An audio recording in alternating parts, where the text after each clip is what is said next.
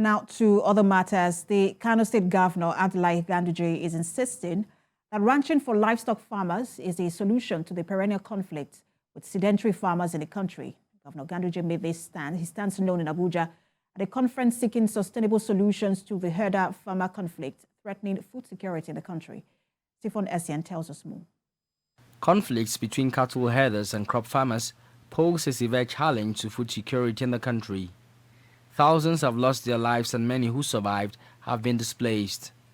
Since 2016, reports indicate at least 4,000 persons have lost their lives in the perennial conflicts. Conflicts between farmers and herders, pastoralists, have been an issue of national concern in recent years. I'm sure you'll all agree with me with that statement. And perhaps the most significant issue of concern is the growing number of casualties associated with it. So we have no doubt that in the course of the next 2 days, we will be able to have thorough deliberations that can generate ideas which can go a long way in helping us to draft a blueprint which we believe will be most useful, not just for the federal government, but for state governments and indeed all stakeholders. The farmers-herders clashes, which we witness now of recent, in the last 1 decade also, is purely an economic issue, not tribal, not religious.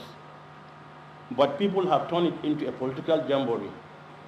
And whatever issue of development you bring politics into is doomed to fail. To end the conflicts, the Kano state government says ranching for livestock production is the way to go. The rural grazing areas, ruga or ranching, which has been deliberately politicized, remains the only option that would go a long way in mitigating existential problems, as pastoralists would have lands to graze without cattle encroaching on people's farmlands. The federal government's livestock transformation plan has met several challenges, including political resistance from the state governors. But this renewed effort, spearheaded by the Kano state government, is meant to bridge the knowledge gap and get stakeholders on the same page. Stephen Essien, TVC News, Abuja.